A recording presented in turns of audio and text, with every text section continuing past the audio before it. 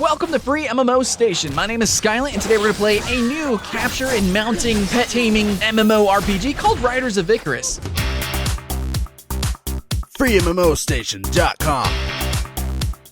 Alright guys, so let's talk about Riders of Icarus. Now I will say that this is a first impression, not a full review. I will be critiquing the game, but again, I can't really fully review the game. There's a lot I don't know, and there's going to be a huge amount of assumptions in this. There always is. However, I will say that I think it's a telltale sign that when you jump into a game, you know, it's your first impressions, and you assume things like instantaneously, like, oh, this game looks usual. But even in your like first 15 minutes of playing, or first 30 minutes or whatever, I played for like 3 hours because I was having so much fun.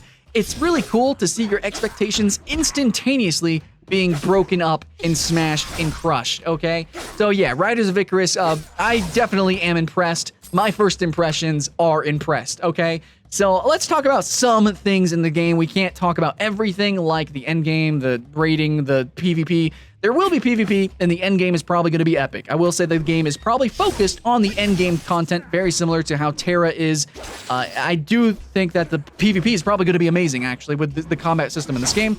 And the game is focused on acquiring different mounts and utilizing them, how they move, their different abilities, because there is mounted combat, and there is a pet system, and there's like these passive and active attributes to these creatures that you are taming, and there's different like ways that they operate. I think there's like swimming mounts, there's running mounts, there's like hopping mounts. Like I don't know if there's gonna be like a jumping mount that allows you to leap, but there is definitely at least flying mounts. And I don't know how all of that really works. That's definitely endgame content, but that is what you're looking forward to. I mean, it's the namesake. The game is called Riders of Icarus. That is what's to be expected, right? And I think from one of the trailers, I saw that it looked like there's going to be flying open world. I don't know if it's open world, but there's going to be flying dungeon-ish bosses that you need parties to actually combat. So I don't know if there's going to be giant aerial warfare or something like that, but the game is kind of, you know, alluding to that. It's like that's what it wants to do and wants to be. However, first impressions, I don't know if it is that. I don't know if it will be that, but, you know, that's what's to look forward to. I should be fair and mention that. But even in saying that, even though I didn't get to taste pretty much any of that, I am actually still impressed with the game, even though all I did was usual questing, usual combat. Like, I just did the usual things. And the game is incredibly linear, you know, like from character creation to where I am now, which is like the second zone. I don't even think it's really the second zone. It's still in the first zone. I'm still learning the game, like the bare bones of the game, and I'm still having a lot of fun. And I feel like there's still a lot of depth and a lot that I need to learn, and I want to learn. It's not just like convoluted like stuff. It's not just noise and static in the distance of complicated mechanics. It's stuff that I very much feel, and something that, like, as I'm playing, I definitely am enjoying it because I feel like I'm learning. And I feel like, yeah, I'm getting better. Whoa, this is awesome. Like, I'm actually getting skillful at this game, which is something that I don't know, I haven't felt like that in so long. Since Black Desert, actually. Black Desert, you learn the combos, the mechanics, the physics of the world. Like, it feels really good learning the game, and that's like the fun of the game. Gaming the game! Anyways, so this game is actually pretty similar in that respect. If you liked playing Black Desert, at least as a first impressions, you know, your first couple of hours, you're gonna enjoy this game. Though this game is not a sandbox game at all, and its combat is a little bit different. So I guess that's where we should start, right? Let's talk about the combat.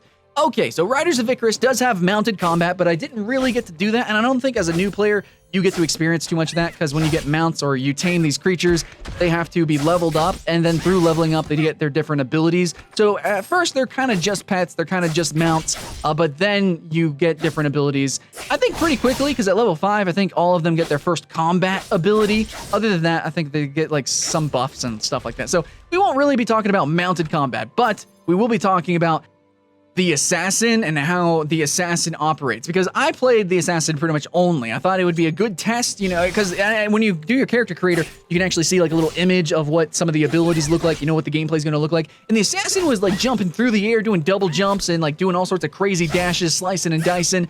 And yeah, I wanted to play that, and I thought that was a good way to try to make or break the physics and, you know, really learn the game and see its potential. And it's also the most difficult class to learn, by the way, guys, if you want to jump into it. So the Assassin I thought would be a good pick, and that's all I played since the alpha. That's all I've been playing now. I should probably go back and try out some other classes, but I've been loving the Assassin. So that's basically my viewpoint, where it's coming from. And I say that because I don't know if the Mage is a lot more static. I don't know if the Tank classes or the Priest class, I don't know how those classes play, but from what I've seen, it looks like pretty much everyone it kind of plays in a way that's very mobile. You're not just sitting in one place at any time, and if you do, you're gonna get nuked and dead. So yeah, basically though, I'm going to be talking about the Assassin and why I personally am having so much fun with this game, though your experience might be a little bit different depending on your class and how you approach the game. So this is how I approached the game, okay? I jumped into the game, you do like the little cinematic tutorial thing. The gameplay was really dull, it was pretty average at best, at most. And I mean, I could kind of see the game, I was like, oh, it's like a pseudo tab targeting thing. Oh, by the way, guys, whenever you do jump into the game, you could choose to play as the usual tab targeting or action combat, which kind of just disguises the tab targeting, but in the end, the game is a tab targeting game. So when you jump into the game for the first time, you're gonna see that, yeah, okay, it's kind of usual, but it's not standstill, it is not. There's a lot of abilities that are very mobile and very explosive, though, coming from me, a competitive Guild Wars 2 PvPer, you know, I have a certain standard for gameplay. In this game, at first I was like, it's not quite reaching it. You know, it's not quite as, it doesn't have the momentum, it's not as fluid. You know, there's sort of a stickiness to the game. But once you actually get into the game and you start learning your combos, which Guild Wars 2 definitely does not really have at all, it really feels actually very good. If I could compare this combat system, it actually reminds me a lot of Wushu games. So like Age of Wushu, literally, and then also Blade and Soul or Swordsman Online. Games where it's not, like, you can move definitely very rapidly in between attacks. A lot of attacks do actually move your character, but for the most part, you're kind of like stuck. Like some attacks like just kind of stick you. And that's because the game is very combo oriented. So sometimes I'll do a dash attack, but then I'll try to do an auto attack. And I'm not, like, it'll take a second for the auto attack to commit. And at first I was like, well, that's kind of shitty, but it's because certain attacks are just a little bit more fluid before or after other attacks. Not only that, but some attacks literally transform after doing certain other attacks, okay? So for the Assassin, which is, you're supposed to be incredibly fluid, and if you're not, you're so squishy that you'll literally die in sometimes 2 hits. That's right, guys, the game is so difficult that you will die, and you will die fast if you are not actually doing stuff. If you're not moving, if you're not committing your combos correctly. Like, it's not just about doing more DPS faster, it's about, you know, because these abilities, they actually move you, or they stick you. If you're not doing them appropriately, then you're gonna be too sticky, or you're gonna be dashing off into the distance, and you're gonna run into a bunch of enemies. That totally didn't happen to me a couple times. Yep, it did, okay. Anyways, so yeah, you need to actually be aiming, focusing, and even though it is tab targeting, you need to you gotta get good, dude. You gotta get good, and that's basically all I can say, okay? So it is tab targeting, but the way you chain different abilities and how they move you and how they operate physically within the game world and how you dodge different other monster abilities, it's all very important. But okay, as the Assassin, I'll give you an example. So I have one ability that is sort of like a double hit. I press one button, I right click, and it attacks, and then it does a second attack. It does a lot of damage, okay? But it doesn't, you know, it kind of sticks me. I can't really do too much while attacking. I can't do another dash, I can't jump, I can't dodge. Like, if I do that attack, I'm kind of a sitting duck, which I don't want to be because I'll die in a couple hits. So what you can do is that attack actually modifies if you do a dodge attack, a dodge maneuver, anytime before, and you kind of get a little bit of leeway with like a 1 second time frame. So what I do is I jump into a fight, I chain myself in, which is a pretty cool attack. I press I think 4 or 5. I throw my chain, I pull myself to the enemy, and then what I do is I do just one auto attack, and then I dodge to the side. So I dodge their attack. And then what I do is I press my right click, which is my double attack. However, now that I dodged, it modified it to where it's an instantaneous double attack, and it's also a dash. So I dash through them. Now that happened, I'm a little bit past them, so I can't just do a normal auto attack. So what I do is my number 3, and my 3 is a dash attack. And if you do that at a certain point, you can actually go through them. So I dash, and I go through them again.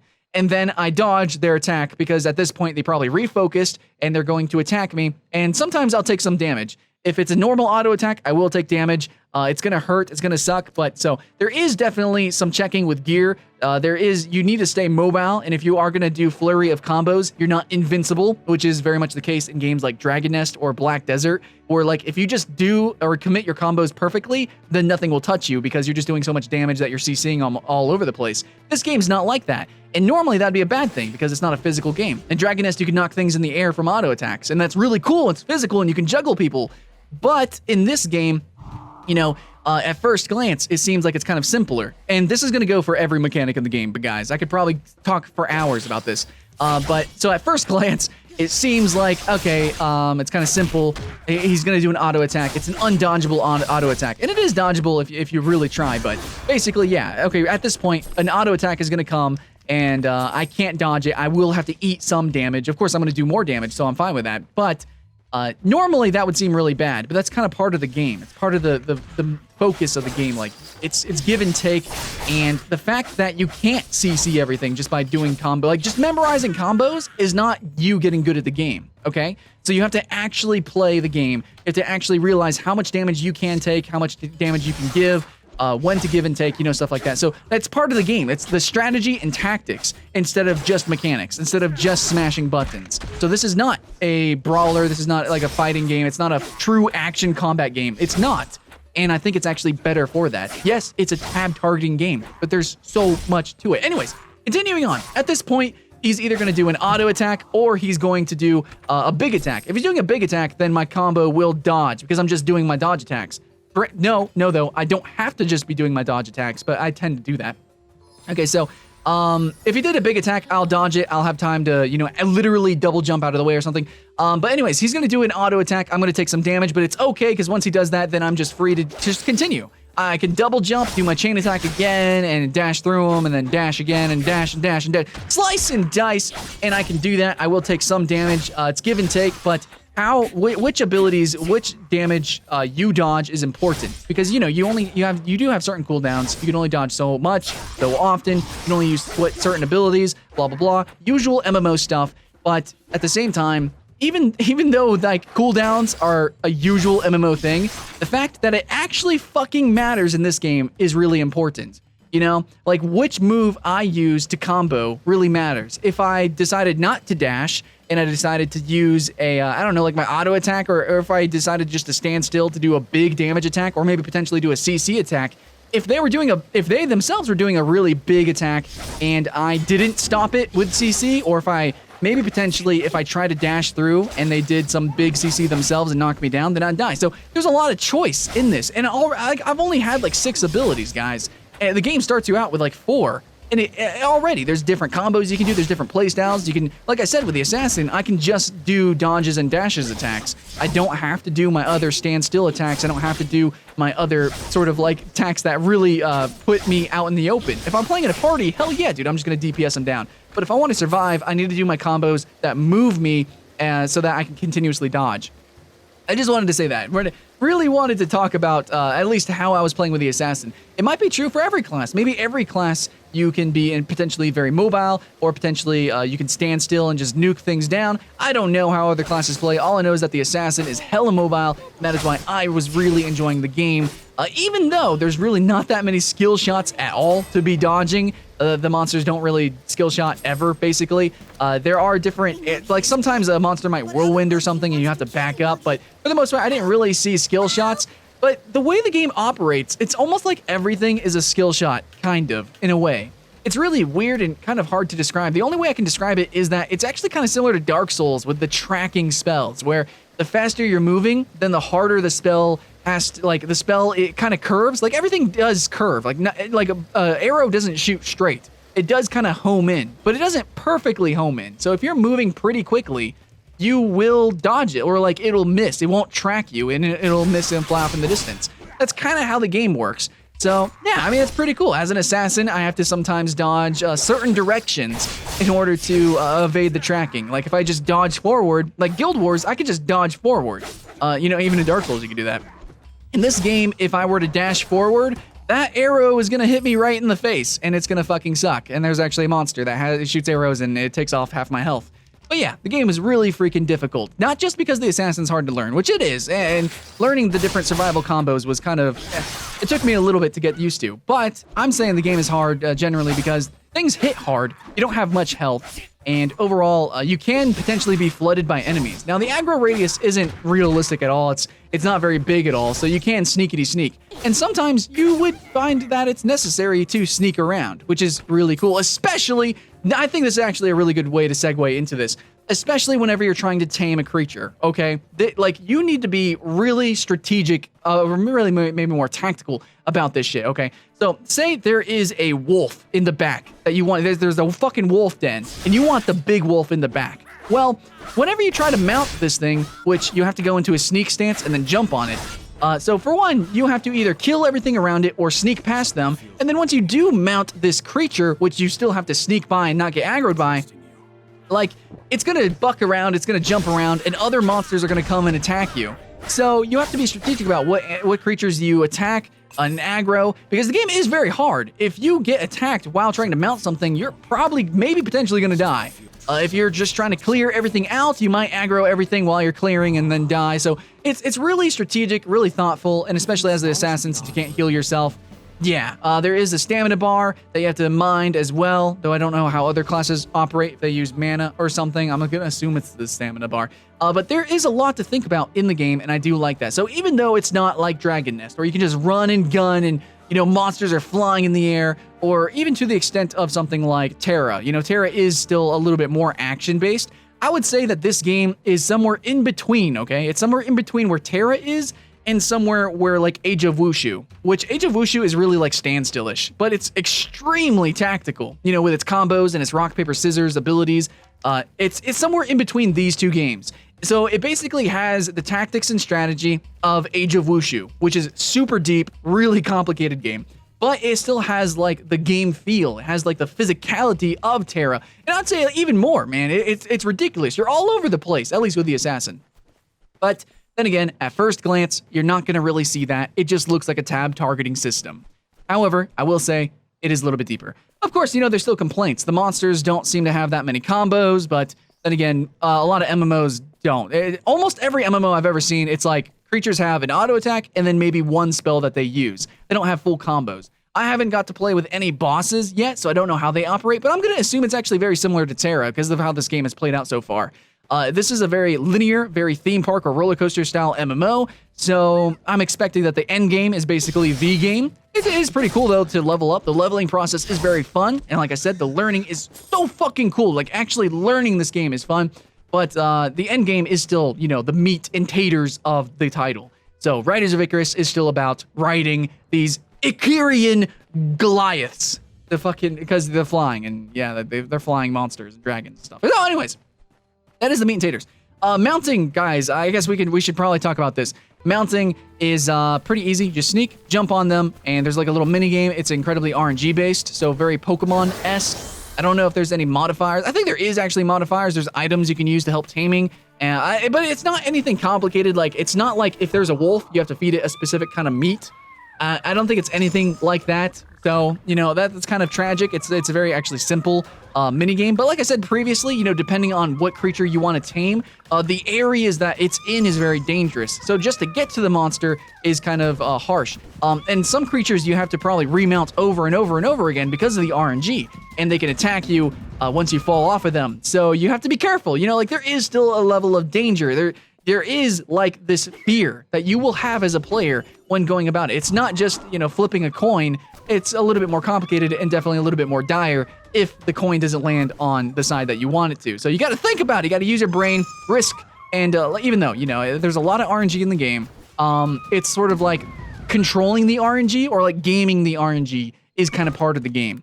So, you know, like Pokemon. It's kind of... basically, man, this is like a grown-up, very serious version of Pokemon, but then again, Pokemon is a grown-up Pokemon, so this game isn't quite going to beat Pokemon, but you do get, it's not just mounts, though. You do actually tame monsters, creatures, they're called familiars, and you can actually turn them into pets. So there's that extra strategic element where, is this creature better as a mount?